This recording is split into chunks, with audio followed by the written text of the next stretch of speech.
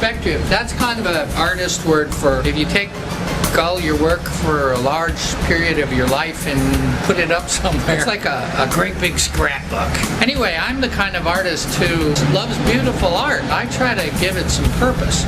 So, as a futurist and strategic designer, I'm always making illustrations of concepts, you know, that present real-world challenges. And then vision paintings that revealed, in this case, like 15 years of the meetings that we've had here in Kohala. And then some computer art that gets into the solutions to those problems for the future and brings all the details home so that anybody who seeks the solutions has a map to get there. Come on in. One thing I consider very important for anyone, like a social architect, is that you have to zoom in on what's occurring in a village and then zoom out and look at what's occurring on a bioregion and then zoom out and look at what's occurring at the global level. So, having worked for the World Business Academy for 6 years as their leader in Project Earthrise, we have here the 12 paradigm shifts that we need to get to the next century. That means 100 years from now. These are all the positive things. The most important of all is to see the earth as paradise. Thank you, Robert Mueller. See the earth as paradise. And I definitely am not waiting for the next time to have paradise. I don't mind having paradise after I leave here, but I can have paradise while I am here, so I'm going to. Thank you.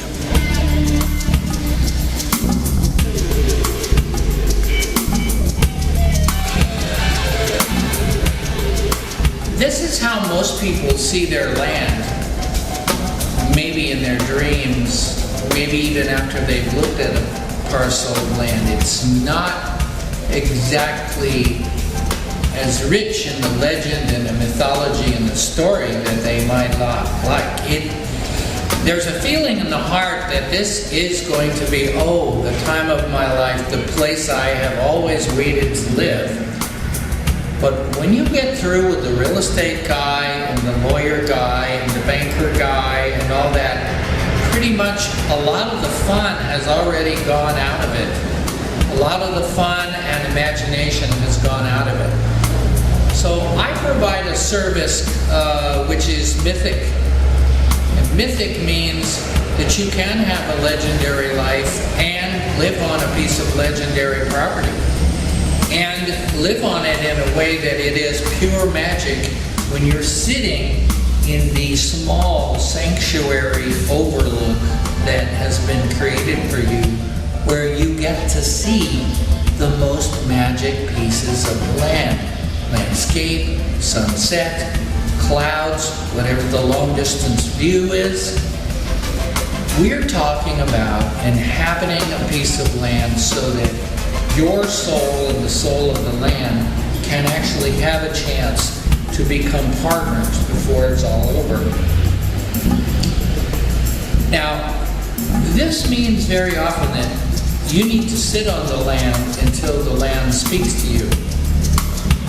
Now, I know that sounds funny to some of you, but anything you've thought about in your life, I'll bet you, if you think back carefully, there's been a moment when you were just about to wake up in the morning where, even for a second, you got a flash of what that could be. Now, whether you took that seriously and wrote about it, or made a picture about it, or looked at a magazine to find something like it, I can't tell. But if you do spend the time looking at your life from a point of view of who you would have loved to be, or who you can still be before you leave, and if you lived on a piece of land of your dreams, what that could be, those two stories coming together will frame the way you seek to develop your land and the world around you. And believe me, you can win this game with a very small amount of money and a lot of imagination. Having a big place may actually get in your way for enjoying, because you'll be in the maintenance department all the time. But having 3 magic places within your land where you yourself and your dearest friends can be situated with everything natural around you, the birds, the sound, the wind, the color, the works, is a function of design which no builder is going to help you with. So very briefly, this kind of mythogenesis, this kind of dreaming about the future, is most simply done in your journal initially when you think about who you really want to be before you leave and write about it. And when you think about the magic land that you want to inhabit before you die, and write about it. And those 2 things will then survive the building process and get you to a place called paradise before you leave. And it is, it's only because we've been so preoccupied in the last century with building things. I mean, whoever asked you if you wanted to be an adventurer or a visionary or a shaman or anything interesting, a discoverer, an adventurer?